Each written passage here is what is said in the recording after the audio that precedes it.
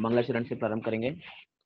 नमो अरिहंताणं, नमो सिद्धाणं, नमो आयरियाणं, नमो वज्रायाणं, नमो लोये सव्यसाहूणम्।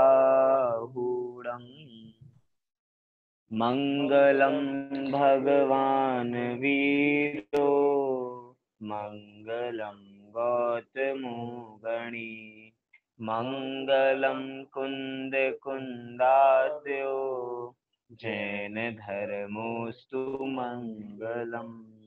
सर्वमंगल मांगल्यम, सर्वकल्याणकारकम, प्रधानं सर्वधर्माणां,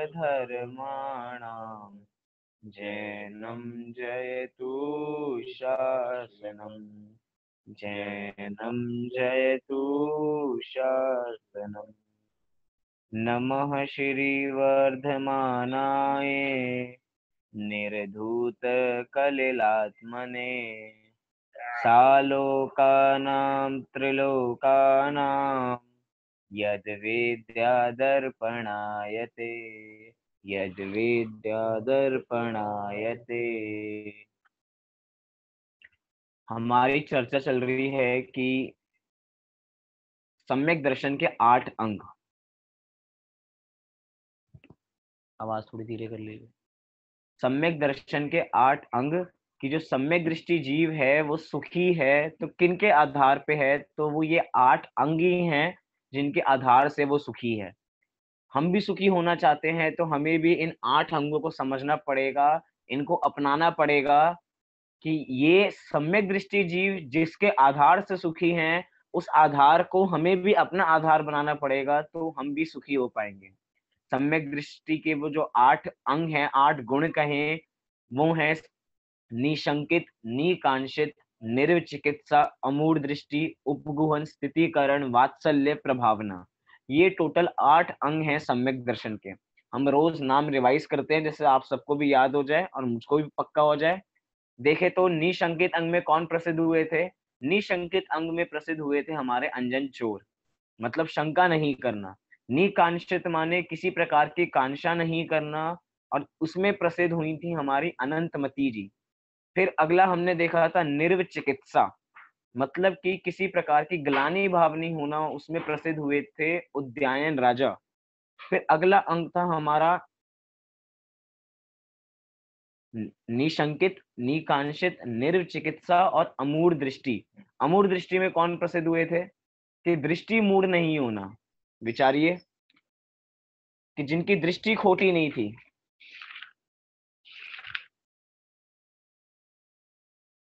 अमूढ़ दृष्टि माने दृष्टि में खोट नहीं होना, उसमें प्रसिद्ध हुई थी हमारी रेवती रानी, जिन्होंने जब कहा था कि 25वें तीर्थंकर आ गए हैं, उसके बाद भी शंका नहीं की थी, दृष्टि मूड नहीं हुई थी, तो चौथे अंग में हमारी प्रसिद्ध हुई थी रेवती रानी। फिर 5वां अंग हमने देखा था उपगुहन। क्या देखा था 5वां अंग?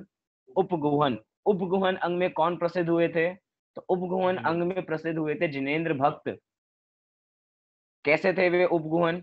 मतलब कि दोषों को छिपाना। और दोषों को कैसे छिपाया था उन्होंने? जब उनके यहाँ चोरी होने लगी थी, तो जो चोर विद्वान के रूप में, ब्रह्मचारी के रूप में आए थे, उनकी गलती को भी उन्होंने छिपा लिया था।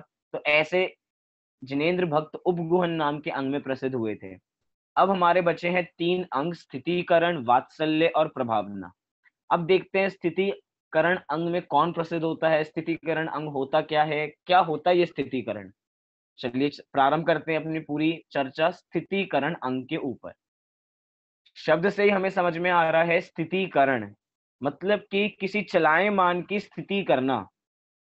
जो किसी मार्ग से भटका हुआ हो उसकी स्थिति करना।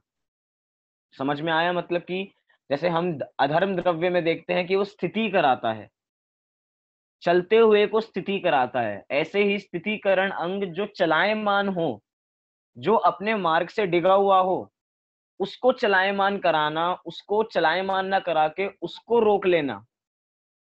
यहाँ पे उसकी बात चल रही है, मतलब उसकी स्थिति करना। इसको कहा जाता है स्थितीकरण अंग, शॉर्ट में। अब थोड़ा समझें उदाहरणों के माध्यम से। तो एक छोटा व्यक्ति, एक छोटा बच्चा जो साइकिल चलाना सीखता है, बचपन से ही जो अगर साइकिल चलाना सीखता है, तो उसके माँ-बाप उसको हमेशा स्थिति करते हैं कि बेटा कुछ नहीं होता, अभी गिरे हो, सीख जाओगे। लेकिन दूसरे जन स्थिति नहीं करके अस्थिति करते हैं कि तुम्हें तो साइकिल चलानी नहीं आती है, क्या करोगे? बड़े होकर क्या करोगे? या किसी बच्चे को चलना नहीं आता हो, माँ-बाप थोड़ा चलना सिखाते हो, तो अपने पैरों पे चलना सिखाते हो, तो माँ-बाप तो तारीफ करते हैं कि चलो और अच्छा चल पाओगे, स्थिति करते हैं। अगर वो ढंग से चल नहीं रहा होगा, तो उसके बाद भी स्थिति करते हैं, कुछ नहीं होता बेटा, अभी तुम सीख जाओगे, सीखना है, अभी प्रारंभ भी तो किया है, कुछ नहीं होता, गलतियां तो सबसे होती हैं, चलो चलो चलो। ऐसे वो बच्चा चलना सीख जाता है। लेकिन दूसरे व्यक्ति अगर वहीं पे उपहास उड़ाएं, मजाक बनाए कि तुम कभी चल नहीं सकते हो, तो व्यक्ति कभी जिंदगी में चलना नहीं सीख सकता है, हमेशा टेढ़ा मेढ़ा चलेगा, कभी साइकिल चलाना नहीं सीख सकता। मतलब एक छोटी से छोटी चीज, अगर हम सही स्थिति नहीं करते हैं, सही दिशा नहीं दिखाते हैं, तो वो मार्ग से विचलित हो जाता है। मतलब कि दिशा निर्देश एक व्यक्ति का जीवन बना सकता है, और एक सच्चा दिशा निर्देश नहीं मिले, तो उसी व्यक्ति का पूरा जीवन खराब हो सकता है। बस एक सच्चा दिशा निर्देश मिलना चाहिए, स्थिति मिलनी चाहिए कि हम जिस मार्ग पे चल रहे हैं, अगर हमें उस मार्ग पे थोड़ी-सी भी शाबाशी मिल जाए, हाँ, जो तुम काम कर रहे हो वो बहुत बढ़िया काम कर रहे हो, तुम आगे बढ़ो। इतनी सी स्थिति मिल जाए तो उस व्यक्ति में जान आ जाती है, और वो व्यक्ति उस काम को बहुत मन लगा के करता है और उसमें सफल भी हो जाता है। हम धर्म के क्षेत्र में देखें, धर्म के क्षेत्र में भी अगर हम धर्मात्मा जीव को अगर वो धर्म मार्ग से च्युत हो रहे हो, वहीं पे हम एक थोड़े 2-3 मीठे बोल बोल दें, अर्थात उनको स्थिति कर दें, उनको धर्म का वास्तविक ज्ञान करा दें, तो उनकी स्थिति हो जाती है। उदाहरणों से समझें कि जैसे कि अगर हम जैसे आकुलता में, कभी-कभार भावुकता में हम नियम ले लेते हैं। बहुत सारे हम नियम, यम, प्रतिज्ञा ले लेते हैं कि हम रात्रि भोजन नहीं करेंगे। आज के बाद जो छोटे-छोटे बच्चे 12-12 साल के बच्चे अगर नियम ले लें कि हम रात्रि भोजन नहीं करेंगे, तो आस-पड़ोसी वाले कहने लग जाते हैं कि भैया क्या नियम दिला दिया इनको? अभी तो इनकी खाने-पीने की उम्र है, अभी से रात को तुमने सब कुछ त्याग करा दिया। ये तो बुढ़ापे में करने की चीज़ है। लेकिन उसी समय आपकी एक स्थिति उस बच्चे का नियम को दृढ़ कर सकती है कि बहुत बढ़िया, आपने नियम लिया, इसको पालन करो। और वही वही जो अन्य व्यक्ति हैं, वो अन्य व्यक्ति क्या कर रहे हैं? उसकी टाँग खिंचाई कर रहे हैं। मतलब कि सारे जगत दूसरे व्यक्ति को गिराने में तो लगा हुआ है, लेकिन ऊँचा उठाने वाले लोग बहुत कम होते हैं। जो आपने बहुत दृढ़ संकल्प लिया है, जो नियम लिया है, रात्रि भोजन त्याग का नियम लिया है, सोचो वो बच्चा पाठशाला में अभी-अभी पढ़ के आया है। ऐसा बहुत बार होता है। जैसे पहले हम पाठशाला पढ़ते थे और पाठशाला पढ़ाई भी अब। तो पाठशालाओं में हमें वैसे बताया जाता था कि रात्रि भोजन क्यों नहीं करना चाहिए, रात्रि भोजन में बहुत दोष है, बहुत त्रस्त जीवों की उत्पत्ति हो जाती है रात को पानी भी नहीं पीना चाहिए। तो थोड़ी-थोड़ी भावुकता में नियम लेने का मन हुआ करता था, चलो नियम ले लेते हैं, चलो नियम ले लेते हैं। और नियम लेने को होते थे, तो कोई स्थिति करने वाला नहीं मिलता था। कहते थे, "बच्चे अभी तो थोड़े दिनों बाद करना, अभी ये उम्र नहीं है, ये बड़े लोगों का काम है।" लेकिन अगर उसी समय हमें स्थिति कर दी जाती, तो आज हम रात्रि भोजन नहीं कर रहे होते। पानी छानने का किसी ने नियम लिया कि हम पानी छान के पिएँगे पानी। उसके बिना एक जल की एक बूंद भी ग्रहण नहीं करेंगे। उनको अगर एक स्थिति मिल जाए कि एक दिशा मिल जाए कि आप जो काम कर रहे हो वो बहुत बढ़िया है। देखिए, ये ऐसे जो नियम हैं, दुनिया में बहुत कम ही लोग होंगे। वैसे ही जो जैन हैं वो मुट्ठी भर हैं, और उन जैनों में भी बहुत कम लोग होंगे जो नियम का पालन कर रहे होंगे। और जो जैन इन नियमों का महत्व जानते होंगे, वे ही उनकी स्थिति कर सकते हैं। मतलब कि जगत में स्थिति करने वाले लोग बहुत कम हैं, गिराने वाले लोग बहुत कम ज़्यादा हैं। हमें अपने बारे में जानना है कि हमारे लिए क्या हितकारी है और क्या अहितकारी है। पहले तो हम खुद अपना विवेक करें। पहले तो यहाँ पे धर्मात्मा जीव कहते हैं, अगर हम धर्म मार्ग से खुद चिग रहे हों, च्युत हो रहे हों, तो खुद इतनी दृढ़ता लानी चाहिए कि हम धर्म मार्ग से नहीं चिगें। और अगर गिरे, तो सामने वाले धर्मात्मा जीव को, साधर्मी जीव को हमें धर्म मार्ग से च्युत नहीं होने देना चाहिए। हमें धर्म मार्ग में आगे बढ़ाना चाहिए। मतलब कि जो व्यक्ति, मैं बात कर रहा था कि जो व्यक्ति जानता है कि पानी छानने का महत्व जानता है, वो जानता है रात्रि भोजन क्यों नहीं करना चाहिए, इसका कारण जानता है, वो ही आपको सच्ची स्थिति दिखा सकता है, वो ही आपको सच्ची दिशा दिखा सकता है कि आपको क्या करना है, कि आपको रात्रि भोजन क्यों नहीं करना है। जिसको पता ही नहीं होगा रात्रि भोजन क्यों नहीं करना चाहिए, वो आपको क्या स्थिति दिखाएगा? तो इसलिए जिसको पता होगा वो ही करेगा। मतलब कि एक साधर्मी जीव ही दूसरे साधर्मी की मदद करेगा। जो खुद साधर्मी नहीं होगा, जिसमें खुद धर्म प्रवेश नहीं किया होगा, वो दूसरे को धर्म सिखाने की चेष्टा भी नहीं कर सकता, उसको भाव भी नहीं आएँगे, दूसरे को हम धर्म सिखाएँ। मतलब कि एक व्यक्ति जो दूसरा व्यक्ति है, वो उसको ही मदद करेगा जो खुद धर्म को भी जानता हो। मतलब कि अगर एक व्यक्ति कुएँ में गिर गया हो, तो हाथ हमेशा ऊपर से आता है, नीचे से नहीं आता है।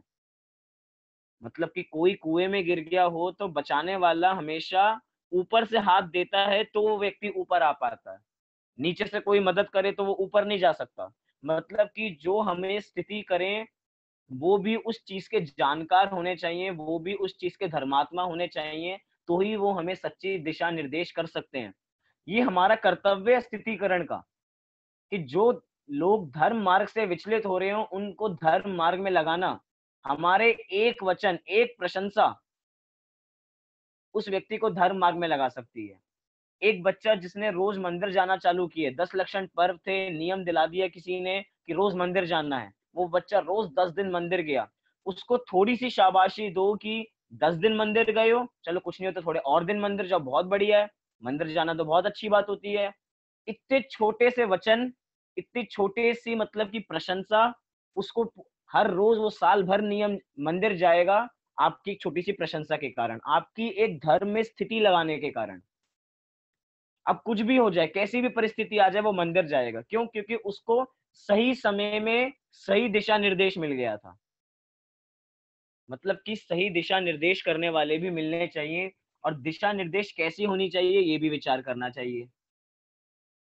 जैसे हम धर्म मार्ग में हम प्रवचन करने बैठते हैं, कि बहुत सारे 50 लोग हमारे उसमें आते हैं।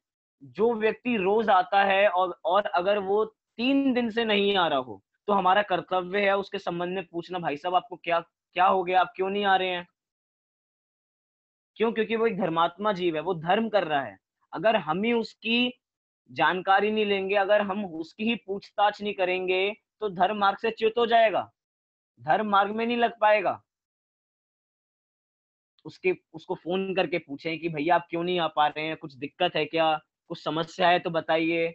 अगर हम सक्षम होंगे तो उस समस्या को दूर कर सकते हैं। मतलब कि प्रत्येक व्यक्ति की स्थिति करना ये हमारा धर्म है। क्योंकि स्थितिकरण जो ये अंग है, वो सम्यक दृष्टि का अंग होता है।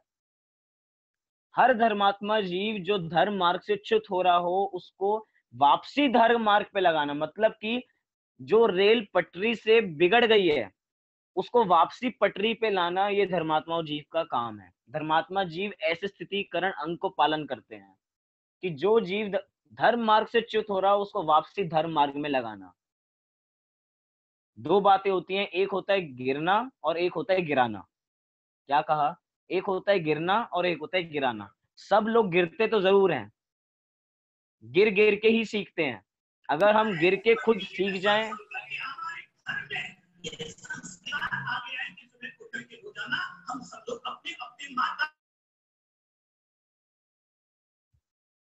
अगर हम सब लोग 2 चीज़ें बताई, एक होती है गिरना और एक होता है गिराना, दोनों में बहुत बड़ा अंतर होता है।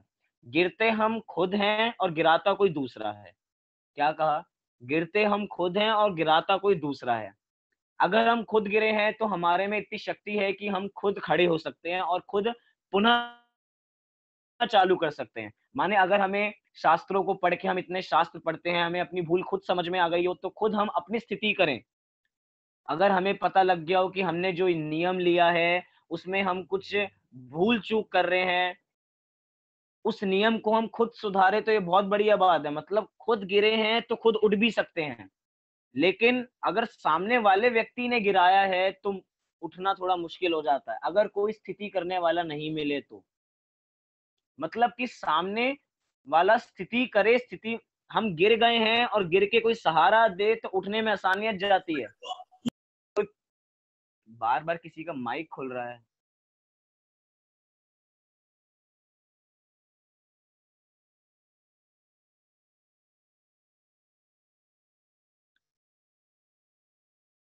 गिरना और गिराना।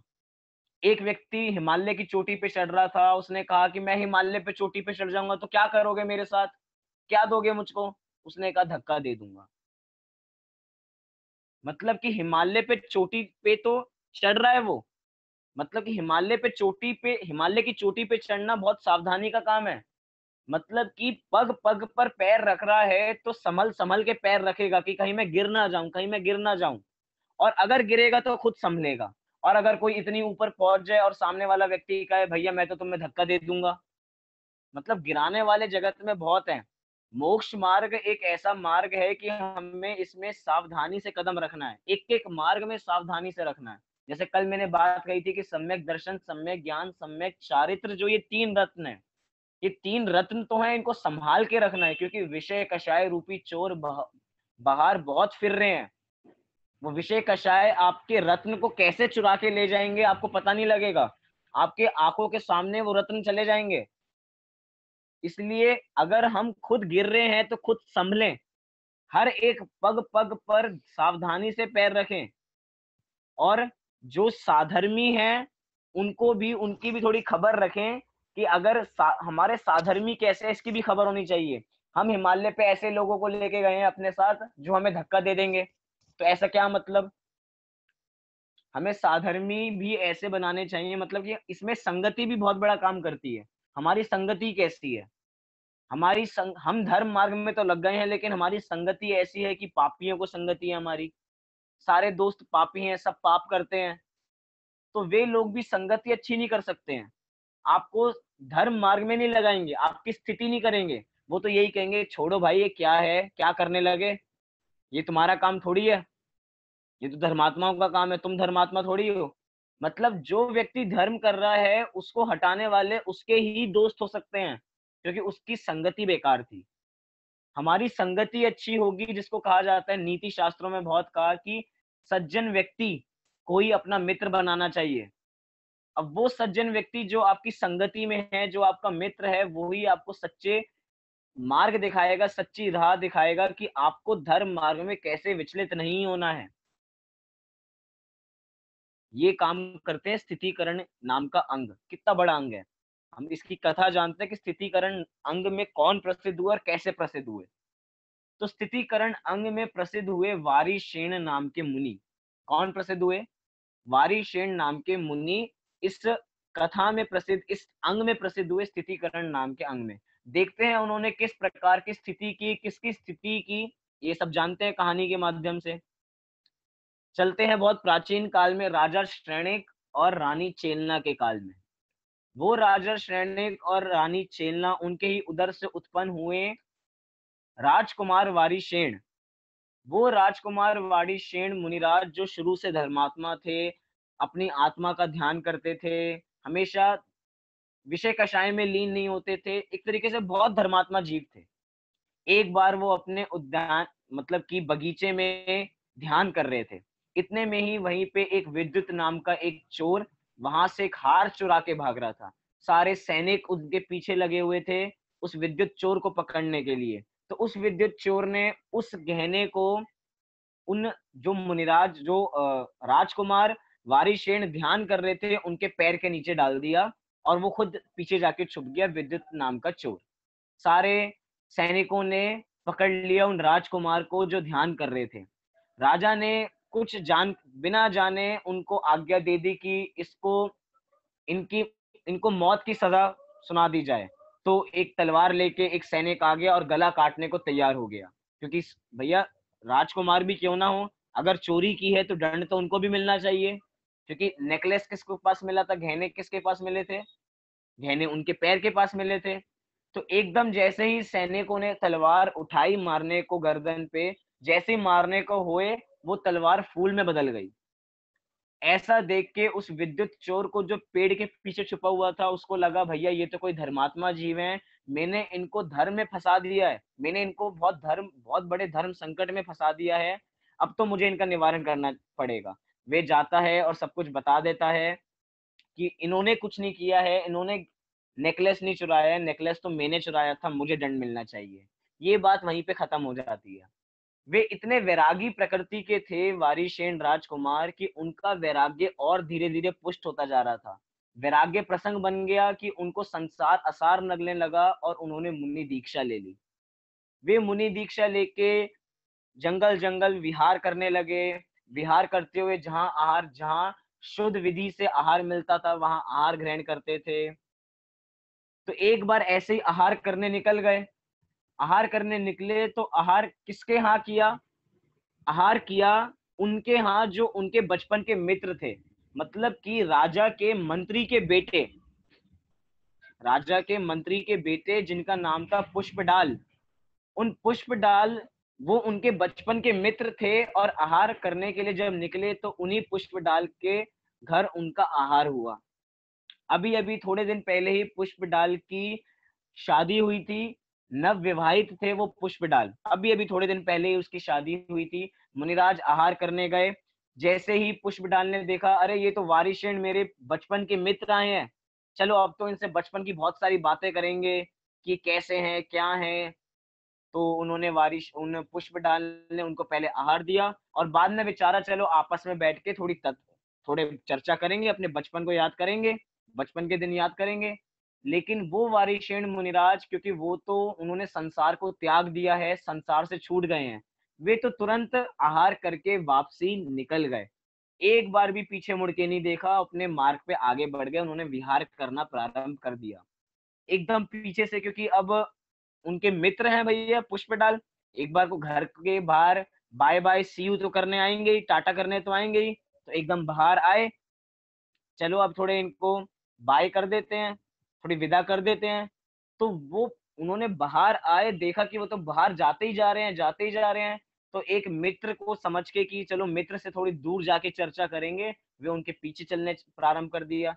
पीछे चलते गए, चलते गए, चलते गए, 2-3 मील दूर तक चले गए, लेकिन उन वारिशेन मुनिराज ने एक बार भी पीछे मुड़ के नहीं देखा। उन्होंने एक बार भी ये नहीं कहा कि तुम तो अपने घर चले जाओ, क्योंकि हमारे मुनिराज किसी को संसार मार्ग में वापस क्यों भेजेंगे। वे तो चाह रहे थे कि ये मेरा मित्र मेरे साथ ही दीक्षा लेना चाह रहा है, चलो ये मैं इनको दीक्षा दिला दूंगा। उन पुष्पडाल जी ने, जो पुष्पडाल था, उस पुष्पडाल ने याद दिलाया कि भैया कि ये नदी आ गई है, इसी नदी पे हम बचपन में आके खेला करते थे, कि संकेत करने के लिए कि हम बहुत दूर आ गए हैं। लेकिन वो तब भी नहीं, उन्होंने कहा कि मैं किसी को संसार मार्ग में लगने का उपदेश क्यों दूं कि तुम वापसी चले जाओ। वो चलता गए, चलते गए, चलते गए, और वो वारिशेन मुनिराज अपने गुरु जी के पास पहुंच गए।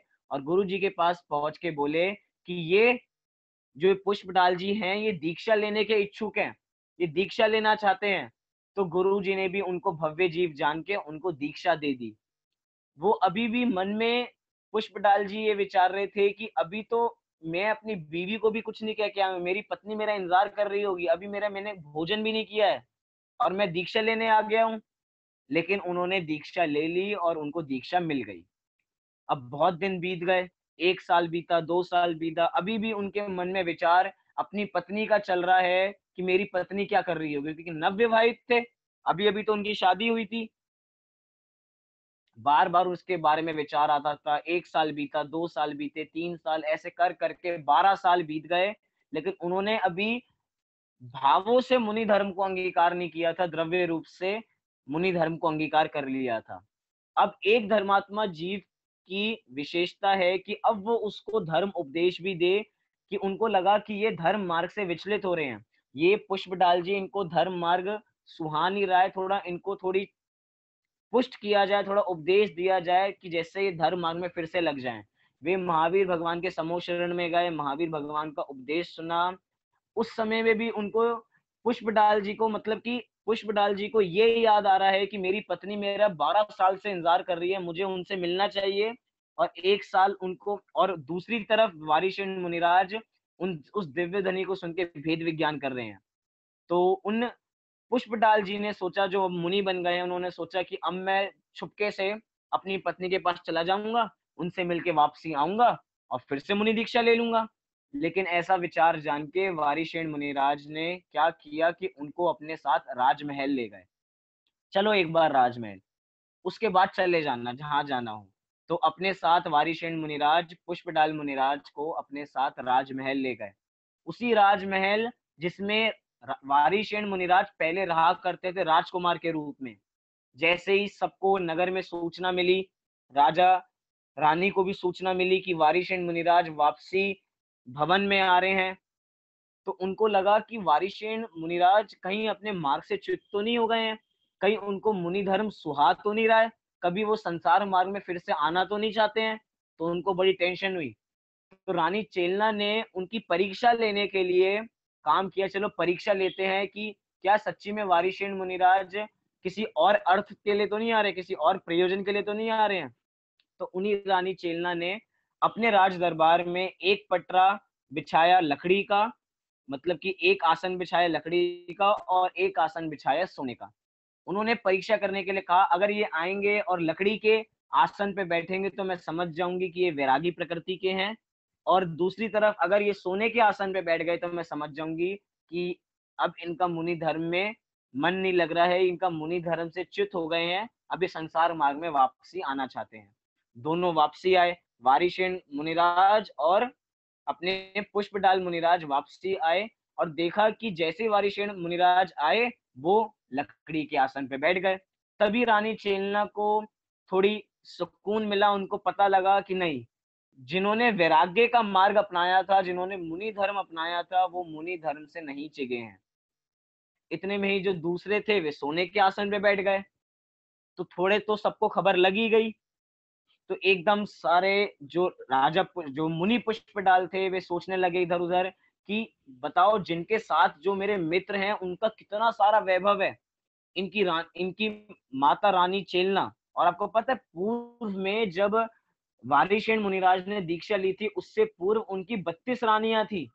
उन 32 रानियों को त्याग के उन्होंने मुनि धर्म अंगीकार किया था। अब जैसे ही पता लगा कि वारिशेन मुनिराज वापसी आए हैं, सारी रानियां सच सच के वापसी आने तैयार हो गई। एक एक रानी करके उनको प्रलोभन देना चालू कर दिया, लेकिन वो तब भी अपने धर्म मार्ग से नहीं चिगे। इतने में ही पुष्पडाल मुनिराज के मन में बहुत सारे सवाल उठने लगे कि एक वे मुनिराज जिनके पास इतना वैभव था, इतना बड़ा महल था, इतना सुंदर महल था, 32 रानियां थी, ये उनको छोड़ के मुनि धर्म अंगीकार किया, और एक मैं जिसकी एक पत्नी, और कहानी में आता है कि वो एक पत्नी भी काणी थी, वो एक पत्नी, इनके पास इतना राजमहल और उसके बाद भी इतना सारा राजमहल होके भी उन्होंने सब कुछ त्याग दिया, सारा मोह त्याग दिया, और मेरी एक पत्नी और वो भी काणी में उसके प्रति इतना मोह रखा हुआ हूँ। तो उनको सारी बात ख्याल आई। जब ये सारी बात ख्याल आई तो उसी समय वारिशेन मुनिराज ने उनको उपदेश दिया, मतलब कि उपदेश भी सही समय देना चाहिए, परिस्थिति जान के उपदेश देना चाहिए, हर समय उपदेश नहीं देना चाहिए। वो पहले भी उपदेश दे सकते थे, लेकिन उनको पता लगाना था कि वे इनका संसार मार्ग में जाना चाहते हैं, ये संसार मार्ग से रहित होना चाहते हैं। जब उनको अपनी गलती का एहसास हुआ तो सही समय में वारिशेन मुनिराज ने उनको उपदेश दिया, संसार मार्ग से रहित होने का उपदेश दिया। इतने में ऐसा जान के रानी चेलना ने भी उनको उपदेश दिया कि ये जो धर्म मार्ग में आप लगे हैं, ये मुनि धर्म अंगीकार आपने किया, ये बहुत महान धर्म है। लाखों में कोई होते हैं जो मुनि धर्म को अंगीकार करते हैं, आप उनमें से एक हैं। तो हे, उन मुनिराज को संबोधन करते हुए कहा कि आप अपने धर्म मार्ग को मत छोड़ो, अपने धर्म मार्ग में आगे बढ़ो। और उसके बाद मतलब कि उन वारिशेन मुनिराज ने कैसी स्थिति की, इस कहानी से हमें पता लगता है। और साथ साथ रानी चेलना ने भी स्थिति की कि जो अभी अपनी पत्नी के साथ जाना चाहते थे और उनको ऐसे भाव आ रहे थे कि 12 साल बाद, अभी तक मैं 12 साल से अपनी पत्नी से नहीं मिला हूँ, थोड़ा मिल के आ जाता हूँ, थोड़ा साथ थोड़े दिन रह के आ जाऊंगा, फिर दीक्षा ले लूंगा। सही मार्ग पे सही पॉइंट पे उन्होंने उनको उपदेश दिया, स्थिति की, उनकी धर्म मार्ग से च्युत होने से उनको बचाया। यही धर्म मार्ग है जो हमें कल्याण करने वाला है, और कोई कल्याण करने वाला संसार में नहीं है। धर्म से अच्छा मित्र संसार में कोई हो ही नहीं सकता। ये देव शास्त्र गुरु यही अपने सच्चे मित्र हैं, क्योंकि ऐसे मित्र जो हर परिस्थिति में हमारा साथ देते हैं, हर परिस्थिति में हमें उस परिस्थिति को झेलने का साहस देते हैं, उस परिस्थिति को कैसे हैंडल करें ये सिखाते हैं। ये 8 अंग ये हम सबके जीवन में होने ही चाहिए। ये स्थितिकरण अंग, हमें दूसरे की स्थिति करनी आनी चाहिए। मतलब कि ये ध्यान रखना एक बात, अगर हम किसी की स्थिति नहीं कर सकते हैं तो कभी किसी की अस्थिति करने में निमित्त नहीं बने। अगर हम किसी को धर्म मार्ग में नहीं लगा सकते हैं तो दूसरे को अधर्म मार्ग में ना लगाएं। बहुत बड़ी बात है। मतलब कि जो व्यक्ति दूसरे को अधर्म मार्ग में लगा रहा है वे स्वयं तो अधर्म मार्ग में है ही, और दूसरे को भी प्रेरणा बन रहा है कि तुम भी अधर्म करो, मतलब धर्म मत करो, मतलब कि पाप मार्ग में लगा रहा है। जैन धर्म तो कहता है कि भैया एक बार को पाप पाप से घृणा करो, पापियों से घृणा मत करो, क्योंकि जो पापियों से घृणा करता है तो उसके पाप कभी सुधर नहीं सकते हैं। पाप बुरे होते हैं, पाप की तो परिभाषा ही यही है, बुरे कार्य को पाप कहते हैं। लेकिन वो पापी, वो एक समय का पापी था, अब वो पापी नहीं है। उसको सही उपदेश दो, कोई धर्म मार्ग से विचलित हो रहा हो। हमें क्या होता है कि जैसे उदाहरण के लिए बहुत पुरानी घटना है, एक मुनिराज जो अपने मतलब कि अपना मुनि धर्म छोड़ने को तैयार हो गए थे कि मेरे से मुनि धर्म पालन नहीं हो रहा है। तो लोगों ने उनको कपड़े पहनाने का प्रारंभ कर दिया कि अब उन मुनिराज को हम कपड़े पहना के ही रहेंगे, ये तो कोई धर्म का पालन नहीं करते हैं। उनको पता लगा कि ये मुनिराज रात को अपने कमंडल से लेके पानी अपने पूरे शरीर पे डाल लेते हैं और उसके बाद घास पे लेट जाते हैं। तो ऐसा जान के सारे नगर वासियों ने निर्णय कर लिया कि अब तो इन मुनिराज को हम कपड़े पहना ही देंगे, ये मुनि धर्म में है ही नहीं। सारे लोगों ने निर्णय कर लिया, लेकिन वहां पे एक व्यक्ति सज्जन आया और उन्होंने उनको उपदेश दिया। एक बार विचार करना, अगर इस परिस्थिति में हम हो तो हम भी यही करेंगे कि जो ऐसे पाप करें, जो मुनि धर्म को सच्चा पालन नहीं करें, उनको कपड़े पहना देने चाहिए। लेकिन एक बार उनकी परिस्थिति जाने, क्योंकि परिस्थिति परिस्थिति में अंतर होता है। उन्होंने कहा कि एक बार मैं उनसे बात करके देखता हूँ, एक बहुत बड़े विद्वान, उन्होंने कहा एक बार मैं बात करके देखता हूँ। वो उनके पास गए, उनसे उनकी घटना जानी कि ऐसा वो क्यों करते हैं। नगर वासियों ने एक बार भी जानने का प्रयास नहीं किया कि वो किस कारण करते हैं, बस कपड़े पहनाने का निर्णय कर लिया। लेकिन वे गए, उनकी परिस्थिति जानी कि क्या होता है उनके साथ, कि जो उनको अपने शरीर पे पानी डालना पड़ता है। तो उन्होंने कहा कि ये सब काम मैं करता हूँ तो इसका पश्चाताप मुझको भी होता है कि ये मुनि धर्म नहीं है, ये मुझको भी होता है, लेकिन मेरे शरीर में ऐसी ढा ज्वर निकलती है, इतना शरीर गर्म हो जाता है कि सहन नहीं होता। जैसे ही जैसे सूरज ऊपर बढ़ता जाता है, शरीर आग बबूला, मतलब कि पूरी गर्मी छा जाती है शरीर में। तो उसको थोड़ी बचाने के लिए मैं अपने कमंडल में से पानी लेके थोड़ी छींटे डाल लेता हूँ। और उसके बाद भी नहीं होता, जब कमंडल में से पानी खत्म हो जाता है तो घास पे जाके लेट जाता हूँ, जिससे थोड़ी गर्मी शांत हो जाए। अब एक ऐसा रोग जिसके कारण वो धर्म मार्ग से विचलित होने जा रहे थे, धर्म मार्ग को छोड़ने जा रहे थे, लोग उनको कपड़े पहनाने जा रहे थे, उनकी ऐसी स्थिति, उनके रोग का उपचार कराया गया, उनके आहार में ऐसी औषधि दी गई बिना बताए, जिससे उनके रोग ठीक हो गए और वे धर्म मार्ग में फिर से चल गए। मतलब कि एक धर्मात्मा जीव हमारे एक गलत उपदेश से, अगर हमारे गलत स्थिति से, क्योंकि हम स्थिति नहीं कर रहे थे, हम अस्थिति कर रहे थे, हमारे गलत उपदेश से, गलत अस्थिति से एक धर्मात्मा जीव धर्म मार्ग से च्युत हो जाता और वहीं पे वो धर्म मार्ग में लग गया, वापसी धर्म मार्ग में लग गए। मतलब कि स्थिति किस प्रकार की होनी चाहिए ये हमें विचारना चाहिए। एक और घटना बताता हूँ, एक बहुत पुराने पंचकल्याण की एक घटना है। एक व्यक्ति, क्योंकि सौधर्म इंद्र की हर पहले बोलियां लगा करती थी, अभी भी बोलियां लगी करती हैं, तो एक ऐसे व्यक्ति की बोली लगी जो बहुत शराबी था, शराब पिया करता था। सारे में हाहाकार मच गया कि किसकी बोली लग गई, जो शराब पीता है इसकी तो बोली नहीं लगनी चाहिए, दूसरी बोली लगवाओ। जो शराब पीता है वो सौधर्म इंद्र बनेगा? ऐसा बिल्कुल नहीं होगा। अपने को सोच के देखिए, अगर उस स्थिति में हम हो तो हम क्या करेंगे? हमारे मन में भी यही आएगा कि जो शराब पिए, जो शराब छोड़िए, अगर कोई दूसरा व्यसन करे और उसको हम कहें कि वो आगे बढ़े, तो हम कहते हैं भैया ये ठीक नहीं है, गलत है, हम मना कर देंगे। लेकिन वहीं पे जो वहां पे मुनिराज थे, उन्होंने उनको समझाया।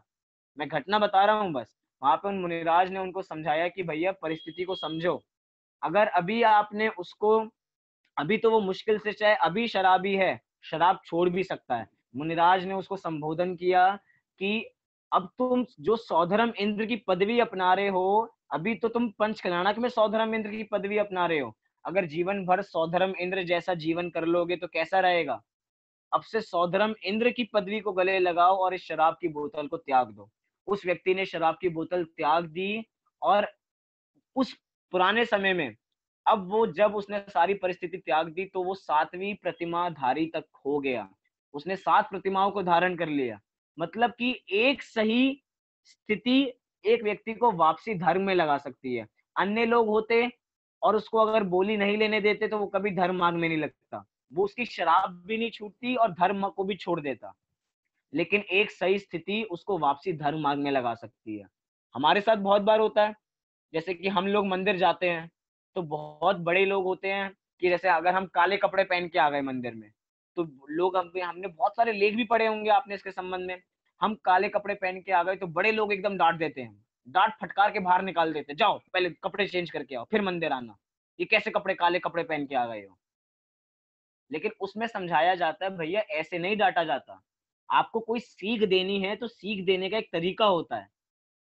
आप उसको समझाओ कि मंदिर में ऐसे कपड़े पहन के नहीं आने चाहिए, उसको कारण बताओ, उसको कारण बताओ, वो कारण समझे, सारी परिस्थिति समझे, तो वो मंदिर भी रोज आएगा और ऐसे कपड़े भी नहीं पहनेगा। हम डांट के फटकार के बाहर निकाल दें और उससे क्या होगा, वो मंदिर आना बंद कर देगा। अभी तो मंदिर आ भी रहा था, एक बार को उसको, उस व्यक्ति को, उस बच्चे को इतना फर्क नहीं पड़ रहा था काले कपड़े पहनने से, क्योंकि वो तो, उसको इतना मतलब नहीं था, वो तो दर्शन करने आ रहा था। लेकिन अब जिस व्यक्ति को काले कपड़े से परेशानी थी उसने एक व्यक्ति को धर्म मार्ग में ना लगा के धर्म मार्ग से च्युत कर दिया। एक व्यक्ति 12 बजे मंदिर आता है, 10 बजे मंदिर आता है, तो उस व्यक्ति को डांट दिया जाता है, ये मंदिर में आने का समय है, मंदिर 6 बजे खुल जाता है, सुबह सुबह जल्दी जल्दी उठ के मंदिर जाना चाहिए, और तुम 10 बजे आते हो, जाओ मंदिर से बाहर जाओ, कल आना 6 बजे आना। ऐसा कोई डांट दे तो, ऐसी परिस्थिति हमारे साथ ही घट जाए तो सोचो हमारे परिणाम क्या होंगे। हमें अंदर ही अंदर गुस्सा आएगा। एक तो हम मंदिर आ रहे हैं, अब मंदिर आने पे भी ये हमें डांट फटकार के भगा देते हैं, अब से हम कल से मंदिर नहीं आएंगे। और जो दूसरे आएंगे उनको भी मना करेंगे कि मंदिर नहीं आना चाहिए, वो लोग तो तुमको भगा देते हैं, वो लोग भगा देते हैं। मतलब कि एक गलत उपदेश, एक गलत सीख उस व्यक्ति को अब मंदिर आने से बंद कर देगा, वो कभी मंदिर नहीं आ पाएगा। उसको क्या हो भैया, मंदिर में आने का समय सुबह होता है, सुबह एक दैनिक दिनचर्या समझाओ व्यक्ति को कि हमें सुबह जल्दी उठना चाहिए। वही सच्चा श्रावक होता है जो जल्दी उठ के नहा धो के तैयार होके मंदिर जी आता है, जिनेंद्र देव के दर्शन करता है। उसको ऐसी विधि समझाओ। लेकिन अगर हमने उसको डांट के भगा दिया, अपने गुस्से से डरा दिया, अब एक बार वो सोचिए, जो व्यक्ति डांट रहा है वो भी उसको धर्म मार्ग में लगाना तो चाहता है, सीख तो वो भी देना सही चाहता है, लेकिन सीख देने का तरीका गलत है। सीख गलत नहीं है, सीख बिल्कुल सही है। काले कपड़े पहन के नहीं आने चाहिए, बात सही है। मंदिर में देर से नहीं आना चाहिए, बात सही है। लेकिन समझाने का तरीके में फर्क है। एक हम समझाएं, एक टीचर समझाए और एक दूसरे गुरुजी समझाएं, तीनों के समझाने में फर्क है। हो सकता है जो घर वाले ना समझा सकते हो वो उसके टीचर समझा सकते हैं, जो टीचर नहीं समझा सकते वो चीज घर वाले समझा सकते हैं, हमारे माता पिता सिखा सकते हैं, हमारे बड़े लोग सिखा सकते हैं। मतलब कि क्या चीज किसको समझाई जा रही है और कैसे समझाई जा रही है, तरीका क्या है उसके समझाने का, बहुत बड़ी बात है। हमें बच्चों में संस्कार देने हो, हमें बड़ों में संस्कार, मतलब कैसी भी स्थिति हो, वो संस्कार देने का तरीका सही होना चाहिए। बहुत मैटर करता है कि तरीका कैसा है आपका, आपका तरीका ठीक है तो उसमें संस्कार भी पड़ेंगे और आगे की पीढ़ियां भी संस्कारित होंगी अगर हमने सही तरीके से संस्कार दिए हैं तो। मैं एक बार स्थितिकरण अंग की अर्थ पढ़ता हूं कि स्थितिकरण अंग होता क्या है, ध्यान से सुनना पूरा, थोड़ा 4-5 लाइन है। कोई पुरुष पहले सम्यक दर्शन सहित श्रद्धानी था तथा व्रत संयम सहित चारित्र धारक था।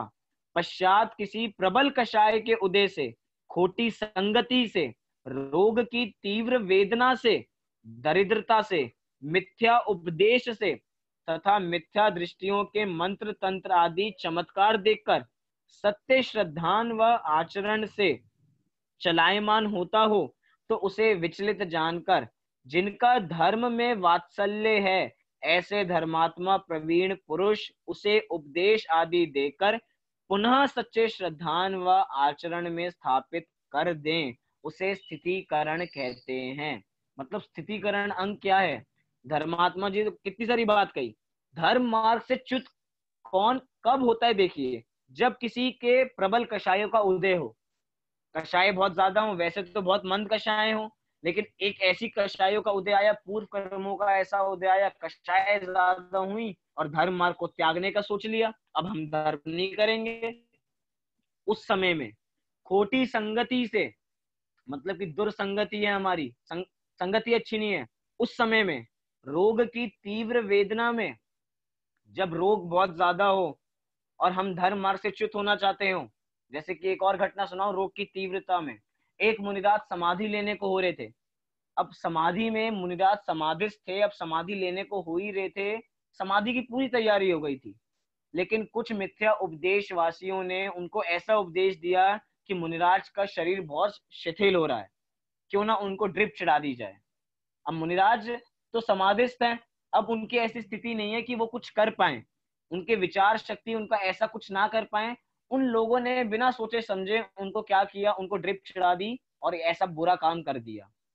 मतलब कि बिना जाने कुछ भी कर देना, कोई उपदेश देने वाला नहीं था। अगर आपको काम करना ही था तो मानसिक रूप से काम करते, उनको समाधि का स्वरूप समझाते। उस समय में जितना विचार विवेक था उस समय में कम से कम आर्त ध्यान नहीं करते, रौर्त ध्यान उनका नहीं बढ़ाते, उस उसमें लगा के उनको धर्म मार्ग से विचलित कर दिया। मतलब कि रोग की तीव्र वेदना से, दरिद्रता से और मिथ्या उपदेश से हम धर्म मार्ग से विचलित हो सकते हैं। अब मिथ्या उपदेश कौन सा है, कैसा है, इसको पहचानने के लिए आपको भी स्वाध्याय करना पड़ेगा, खुद निर्णय करना पड़ेगा। सामने वाला उपदेश कुछ भी दे, क्योंकि आजकल फ्री की एडवाइस देने वाले तो बहुत हैं, हर चौराहे पे 4 लोग मिल जाएंगे आपको फ्री की एडवाइस देने वाले। लेकिन हमें देखना है कि वो एडवाइस कैसी है, वो उपदेश जो स्थिति है वो कैसी है, हमारे हित में है या अहित में है। क्योंकि कहा है कि अभी इसी रत्नगंज श्रावकाचार ग्रंथ में प्रारंभिक श्लोकों में कहा कि धर्म कभी भी धार्मिक व्यक्ति के बिना नहीं होता है, न धर्म धार्मिको बिना, ऐसा सूत्र है, श्लोक है कि धर्म कभी भी धार्मिक व्यक्ति के बिना नहीं होता है, धार्मिक व्यक्ति होगा तो धर्म हो सकता है।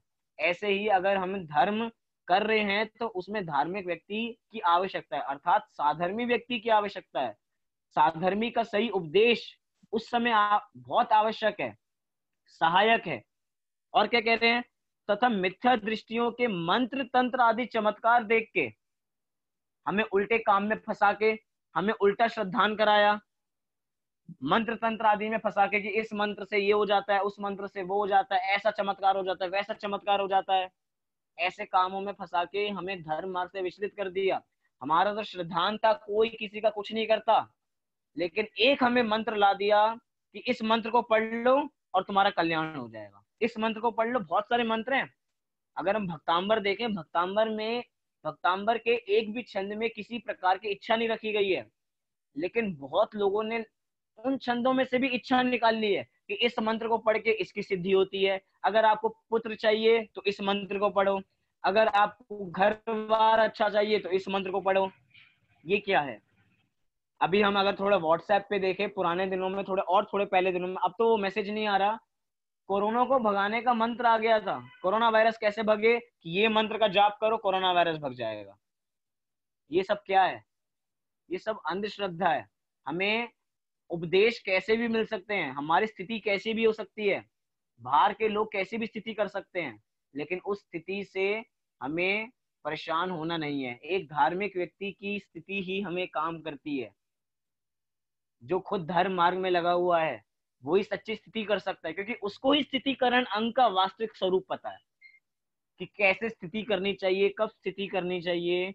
और अगर ये सारी बातें तो जितनी अभी हमने की वो सारी व्यवहार की, अगर सच्ची स्थितिकरण अंग की बात करूं तो अपने उपयोग को विषय कषाय में ना लगा के अपने उपयोग को अपनी आत्मा में लगा लेना सच्चा स्थितिकरण अंग तो ये ही है। मतलब कि अपनी स्थिति हम खुद स्वयं कर सकते हैं। अपना उपयोग जो विषय कषाय में लग रहा है, पंच इंद्रियों में लग रहा है, पंच इंद्रिय के विषय में लग रहा है, उन सबसे अपने पंच इंद्रिय विषय में जो हमारा उपयोग बढ़ चुका है, उस उपयोग को एकत्रित करके अपनी आत्मा में लगा देना, सच्ची स्थिति तो ये है। कषायों से बच के अपनी आत्मा में अपनी स्थिति कर देना, जो उसकी जगह है उस तक पहुंचा देना, वास्तव में ये स्थितिकरण अंग है। मतलब कि कोई दूसरा स्थिति, अब एक चीज समझना, स्थिति व्यवहार से स्थिति करने वाले दूसरे लोग हैं, लेकिन दूसरों की अपेक्षा मत रखना कि सामने वाला कोई आएगा तो हमें स्थिति कराएगा, क्योंकि हम स्वयं अपनी स्थिति करने में सक्षम है। हम स्वयं अपने उपयोग को समेट के अपने में लगा सकते हैं।